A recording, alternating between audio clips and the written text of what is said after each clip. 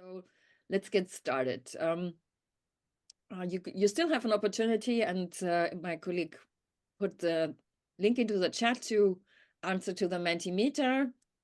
So it's just 2 questions, and we will turn to these questions later after Michelle's talk to see what you think on your motivations, challenges, and of course we might talk a little bit about what are ways forward, solutions from the community or libraries or infrastructures or whatever, and what challenges might stay with us for a while. Yeah, anyway, so let's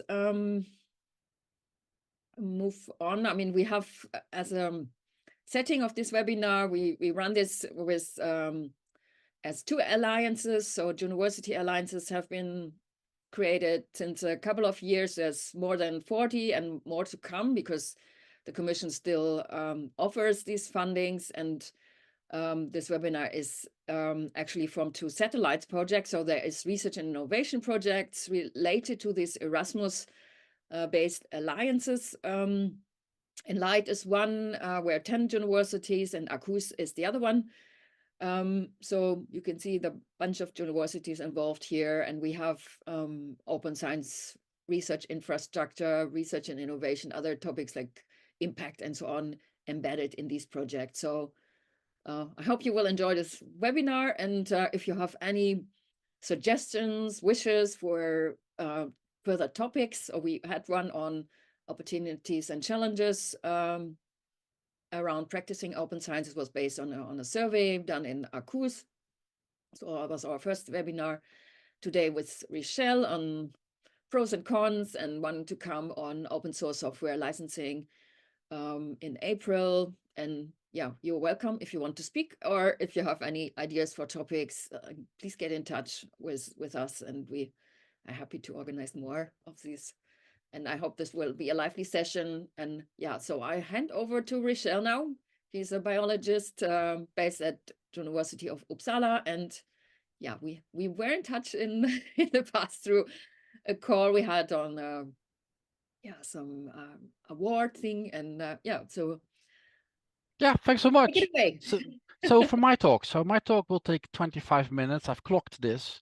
But please always interrupt if you want to. We know that afterwards is a discussion, but please just yell. I prefer really yelling because that's very clear signal. You can all yell all the time.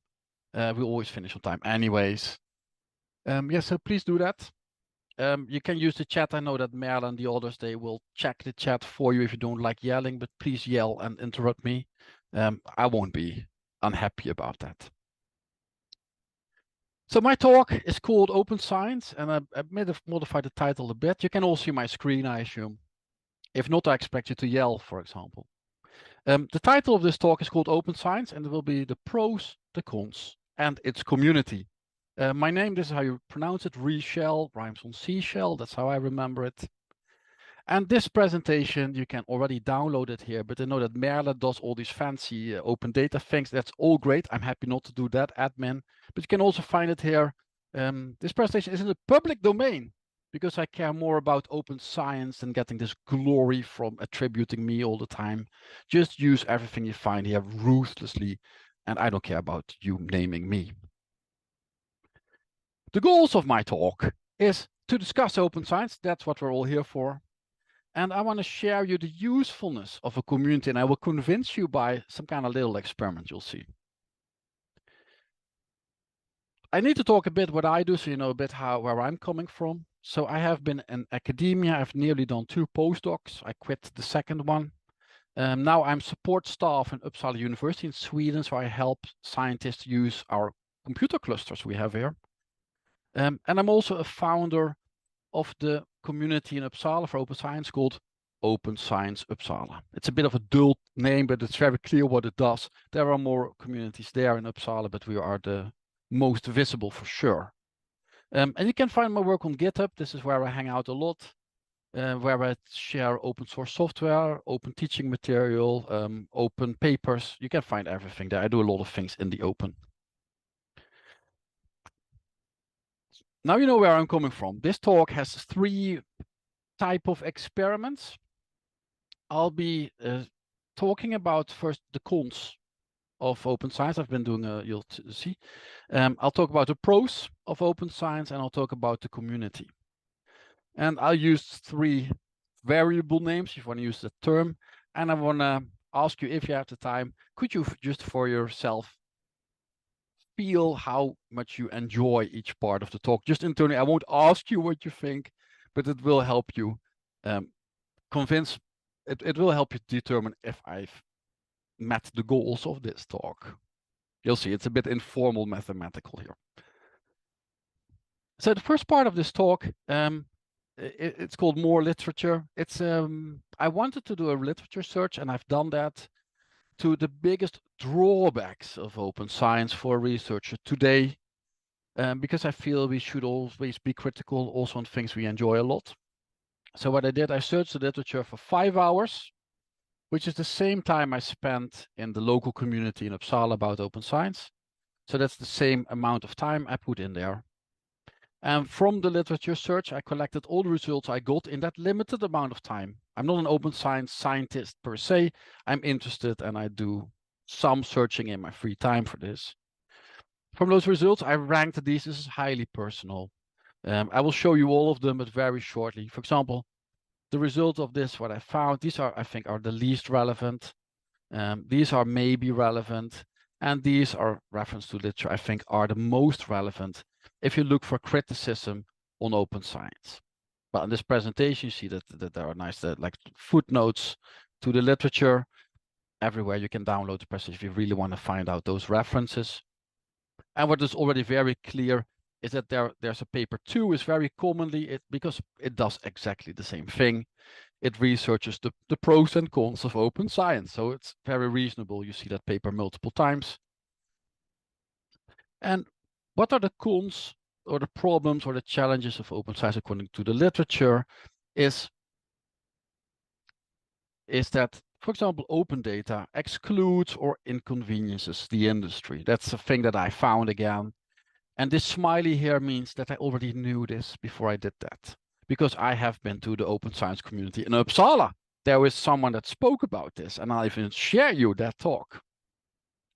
I found out that there's a lack of standards for sharing research material. This is probably being worked on. This is being worked on. I know that because I went to the open science community in Uppsala. The open infrastructure is not in place yet, according to 2 papers. I guess it depends per field, but I already knew this because at our local community, we discussed this by someone that worked on that.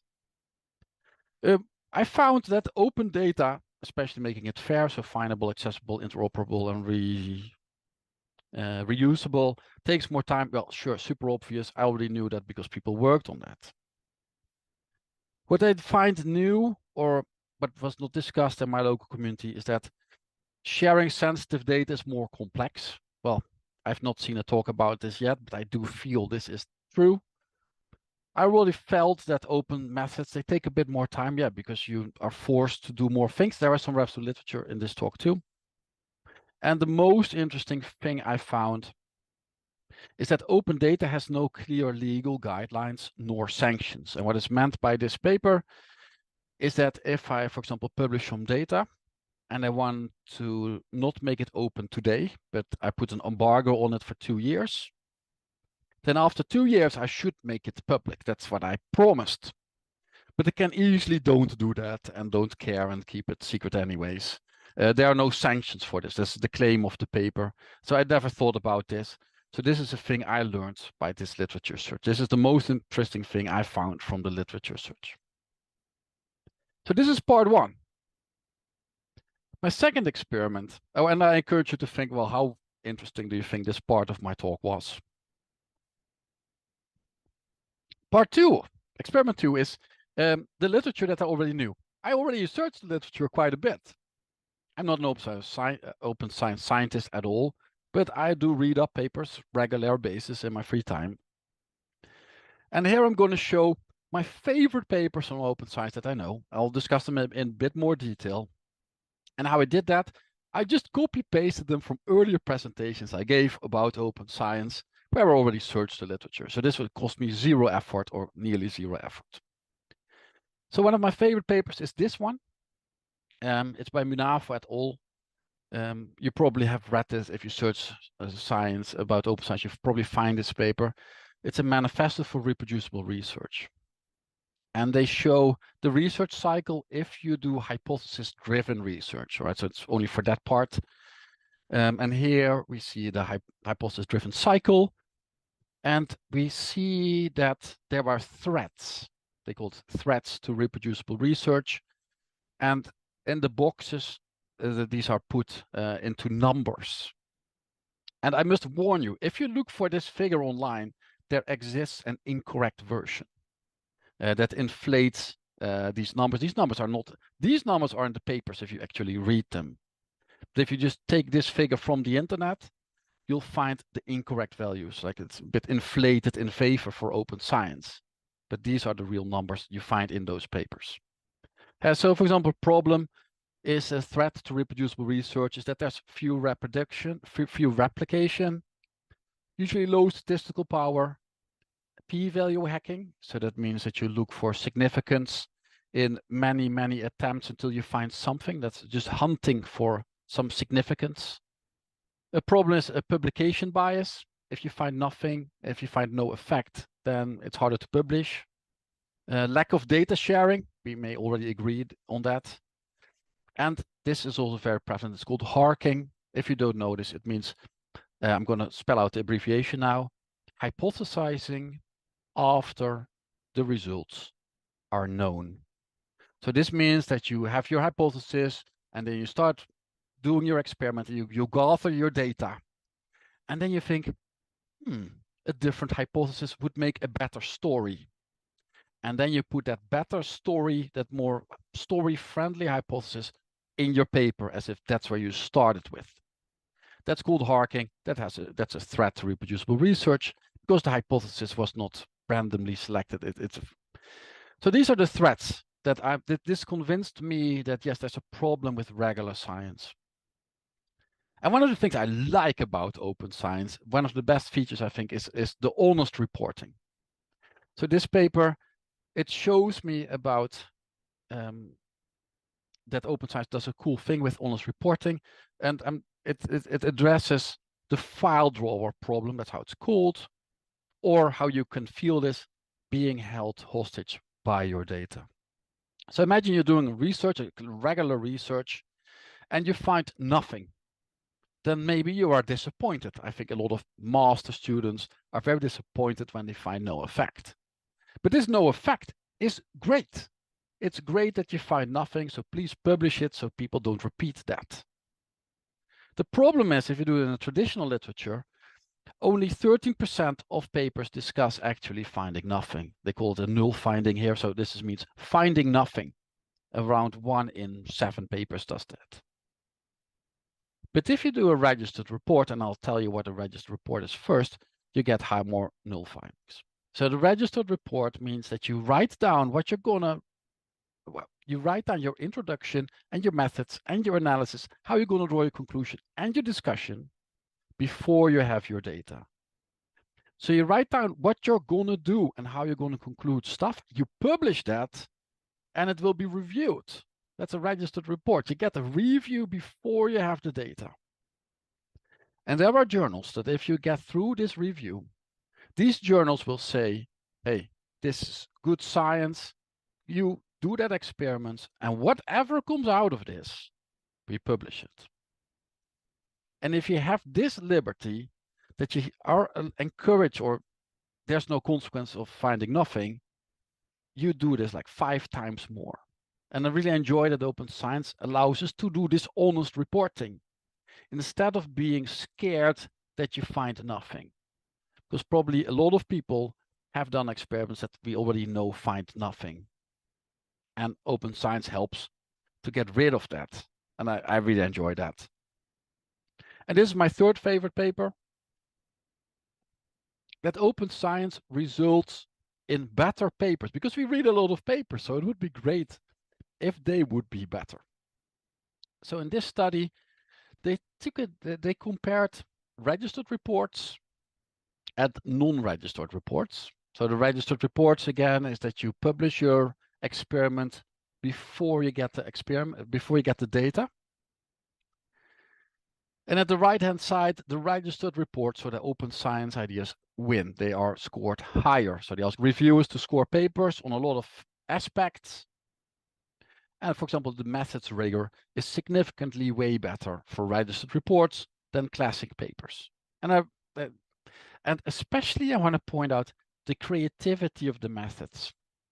So I'm not sure if you ever felt what a registered report is or have done it, but you have to write down everything before. And people feel that they are limited by their creativity in that, because you can't just p-value hack all the way in your research and those kind of things. They feel less creative. They're worried about that creativity. Well, this paper shows that there's no evidence for that. A registered report is considered more creative or equally creative than registered reports. All right, so if you ever say people feel that they are afraid of losing their creativeness, this paper argues against that. I won't go through all of them. There are like three of these tables. The analysis rigor is way better. That's my favorite, the top one. And the overall quality of the paper is better. So these are my 3 favorite papers why I think open science is awesome. Third part of my talk. So imagine how you felt about this part of my talk. Like, could you rate it internally? I won't ask you for a rating. Third part of my talk, community. There's one question. Sorry, I do not know how to yell, but there's one Yeah, question. you yell. Hit me. Yeah, like this. Okay. How to measure creativity of methods? Yeah. So what they did is the reviewers were asked to score the creativity of the method. But this is a subjective thing, and I don't know how they did that exactly. That's all I know. I hope that answers your questions. If you want to know more detail, this is the evidence on screen now. Oh, it's Simine Vazier. Oh, yeah. Yep. So it was scored, this creativity. Third part, community. And this part of my talk will be, what are the pros and cons of open science for a researcher today? And how I got these is I just visited the meetings and I selected my favorites. There were more talks, but I think about 5 hours I spent into our community, because it's a young community. And I'll share with you what I've learned there. So the Open Science Uppsala community is in Uppsala. And I'm going to skip this step. Like sometimes I ask like interactive things. I would just wonder if you live in a town with a local community and if you have visited them. And if not, I will encourage you with this talk to do that. And I hope to convince you of it. So Open Science Uppsala, these are our goals. It's on our website. And I just simplify it to verbs. So we teach about open science and we discuss open science. We're also critical about open science. Although we are in Sweden, we use English because we feel this is the more inclusive language. We do this every month. Everyone is welcome if you embrace the scientific method. Well, it's in Uppsala, obviously, so it's local. It's for free, so that means there's no coffee and tea because that would incur costs. Everyone can always walk in. And we are especially in a public place. We're in the public library, not the university, a public library, so everyone can come in. There is no ivory tower there at all. And that's why we are in the public library. And I will go through some of my favorite talks that I've seen there, and I'll show you the papers I've learned there. So my first paper that first presentation was this is my statement. That reading the literature and visiting the community is more interesting or more useful than reading the literature and then reading more literature. And I'll discuss what I found in this community. So one of our talks was by Barbara Bornsater, and she showed me the time and effort it takes to set up an infrastructure. So she worked on heritage data, especially cultural heritage, and she wanted to make the data fair. She wanted to scan objects, for example, and already setting up that infrastructure, she was paid to do that. That's a lot of work. But also on the scientists, like sometimes they take the machines, like 3D scanners, to the scientists. But sometimes the scientists really had to go to Gotland, which is an island in Sweden, to get their stuff scanned. So this shows the effort that some people are willing to put in. It resulted in a paper, and also these are the references to literature I already mentioned by my literature search that also address this. The second thing I learned at Open Science Uppsala is a talk by Martin Jonsson. And he says that open is not always good. He says open may be unfair to companies, and we should acknowledge that. There was already a paper that also says that, because a company can be built around a non-shareable resource. Imagine, for example, intellectual property, or for example, like he is in agriculture, imagine a well-bred cow or a well-bred sheep. You're not going to share that well-bred cow or sheep because you want to build your company around it. So open is not always better. What I learned at Open Science Uppsala, this was a talk by Douglas Spangler, and he works on ambulances and predicting how to use ambulances best. And he showed me that if you develop useful open source software, you can avoid bureaucracy, and it helps him to get his software getting used. He just does it, like ambulance data, like how to use your ambulances best. So sometimes he's also on an ambulance, and with his tool you can better get an idea if to use an ambulance and what kind of car at all. I already knew this on a paper I already read in my literature search. There may be cultural and institutional constraints that you can bypass using open science. That's what he showed me. Anna Hallberg showed me that if you do qualitative research, it's a different thing. So I already talked about a bit like replication and reproducible research. And I feel in my in these quantitative field, that makes sense for me as a standard, that how reproducibility is very important to me. But she says that doesn't make sense if you do qualitative research. So she works in political science, or worked in political science. And for example, if you have the question, what is democracy? That's more a philosophical question, maybe. Well, how are you going to use reproduction as a measure of quality? That doesn't make sense. And she discussed that. I never realized that. And this is also, I found this in the literature again, but she was the first one to give me that insight. Ismail Uluafik, he showed me that citizen science actually is useful. Because what we do as scientists, we want to try achieve statistical power, so make big cohort studies.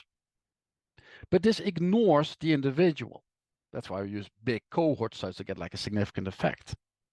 But with citizen science, and he's leading this for some kind of diabetes, some blood sugar measuring device, there may be some strong effects in a few individuals. And with citizen science, he's helping people to deal with that effect. And they're not excluded from these big studies. They're actually taken care of. Adam Gill, he showed me a very cool technique, and I'll show you, I'll go into details on this one. So this was about doing a pre-registration with maintaining statistical power, and I'll show what this means. So the talk was about peer review, but the most favorite thing about this was called the specification curve analysis. And you can use that as a tool in a pre-registered study. So that means you're going to write down your methods before you get the data to keep your statistical power. This is not mentioned by the earlier literature I've shown you.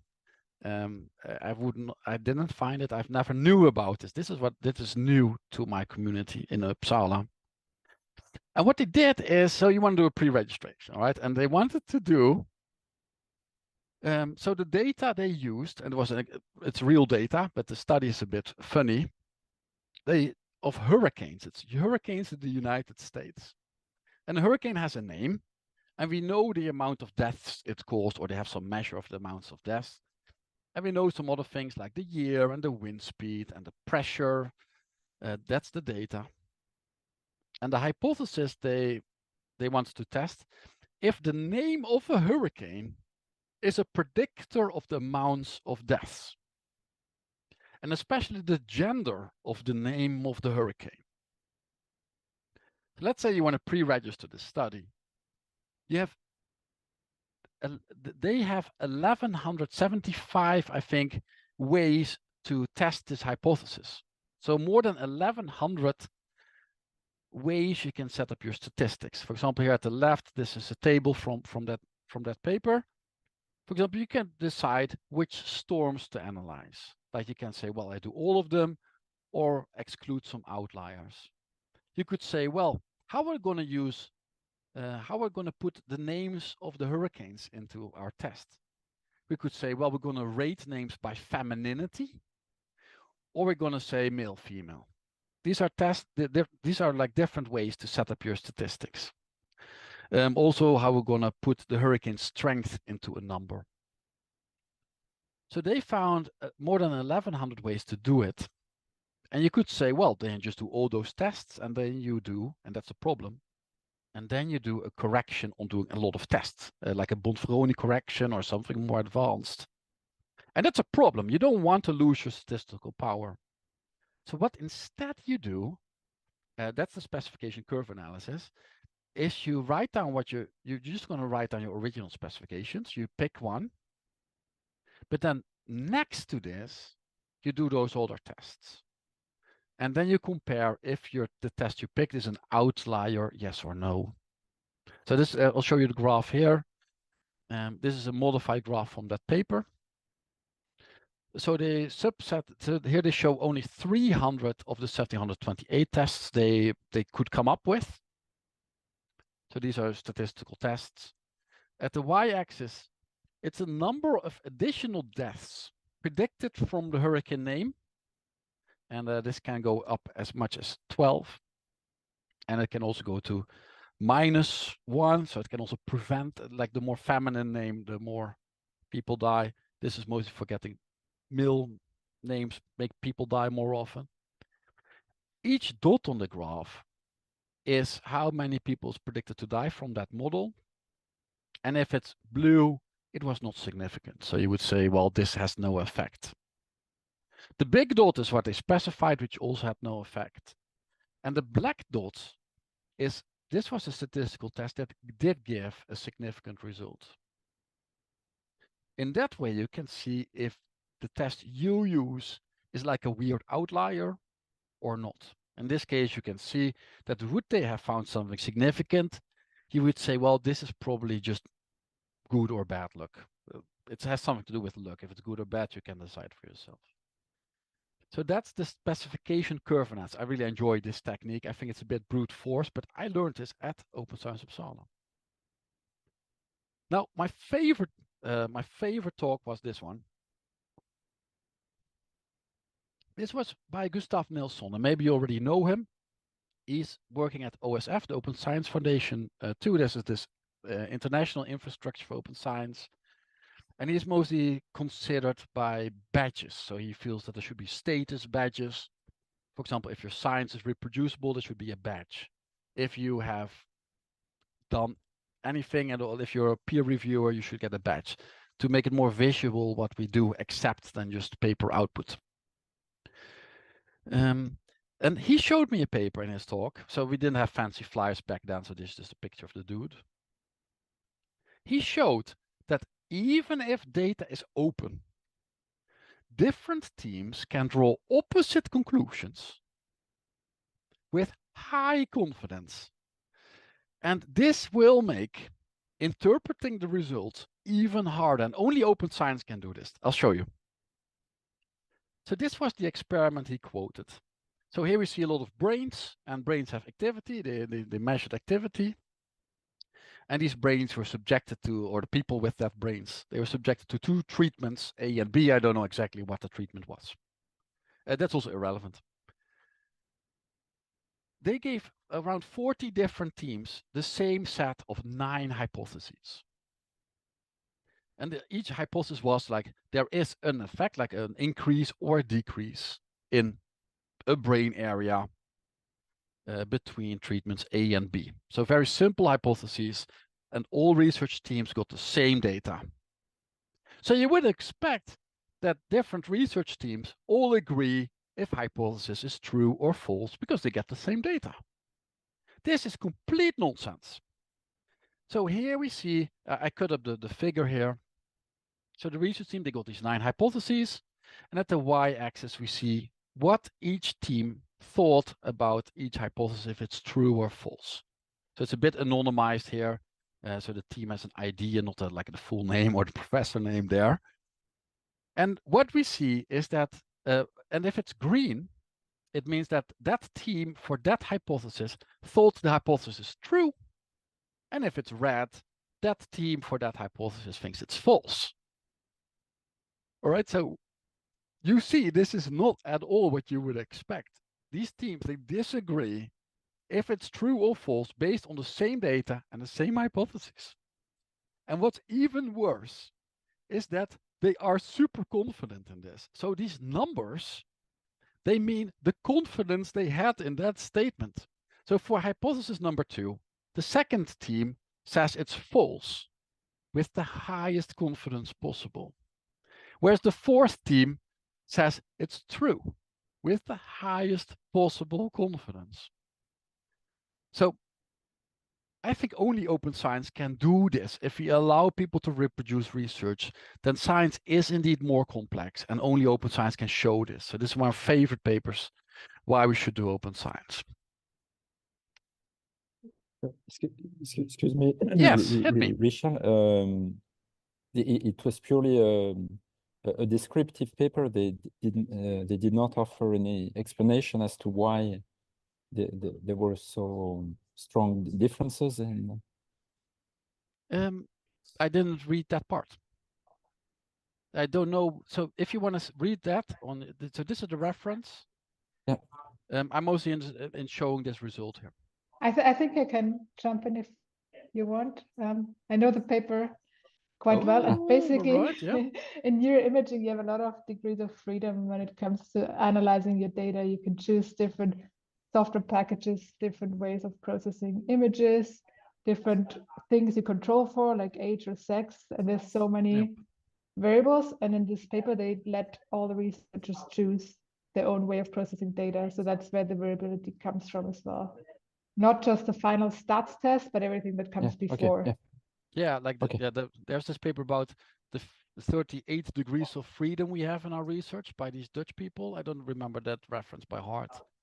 But Ilona, so that's it's mostly methodological. Or was there also personality involved, Ilona? Do you know about that? Or is it purely, like, is there more than just methods?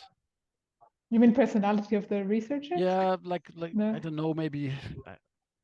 Like, is it purely methodological, or are there more things that were not accounted for, even if you do that? I don't know. All right. I don't think so, but I think it's mostly methods, like the way people chose to interpret the question and how they would approach it statistically. It's very interesting from I would be interested in having the link to the paper if you can pass it in the chat, because it's a nice illustration of a philosophical concept in the philosophy of science of the underdetermination of theory by evidence, and especially all the differences you're talking about. We would categorize them as background assumptions, so to as they are called. And so according to your background assumptions, you can draw the different conclusions with the same data. But it's it seems to be a very nice case study. So if you, I think so too. So the reference is on screen. I can't copy paste because it's not a PowerPoint here what I show. But I don't know how to copy paste it either. So if I can send you an email. Yeah, that will later. work. Thank you. That will work. Yep. So thanks, Ilona, for this insight. So it was all more methodological, also like the hurricane paper, right? There was also like methodological differences there. So I really think that this shows how complex science is, even more complex maybe than we're ready for. And I think open science at least allows us to observe that. So one thing, so I've spoken about regular literature, I've spoken about searching the literature even more, and I've discussed the open science Uppsala community. There's another community, which is what we are part of now. So So this was, for example, like last time we had this figure. This was a poll about, I think 612 people took part of this. And I think what is very interesting, so where do you see the main 3 obstacles in open science? And what I enjoy seeing here is that for these 1, 2, 3, 4, 5, 6 things, at the bottom, only the missing infrastructure is discussed at my local community in Uppsala. The bottom 5, I found evidence to the literature for, but the top one, although it's the most prevalent, I could not pinpoint exactly like where does this come from, how does this meet the literature, how would we discuss that? So I would love to see more, to know more about this. What exactly is meant by missing information institutional report, because it's obviously the biggest obstacle here. So this is, I hope that Pia Voigt, I think she did this research. I would love to know more about this in, for example, a future meeting, or maybe here in the discussion already. I'm going to round off. So my goal was to convince you that reading the literature and visiting in the community is way more interesting than reading the literature and reading more literature. Because I think that the first part where I did the literature search was the dullest part of my presentation, but you can disagree with that. I think the part about the community is way more fun and interesting, and I could not have found those things by searching more literature. So if you agree that the community part was more fun than my literature search about the cons of open science, you could agree mathematically that my statement is correct. And I think this is mostly because the people that you meet in a community have way broader ideas than you search literature for. And ENLIGHT is a community too. So I will encourage you, because it's my last slide, to discuss, criticize open science, share your reference with me. I love that. Criticize my publication, please do that. Or say, well, yeah, there are also good things I guess we can praise. But that was my talk. Again, you can download it here, but also Merle will put it everywhere possible. Are there any questions?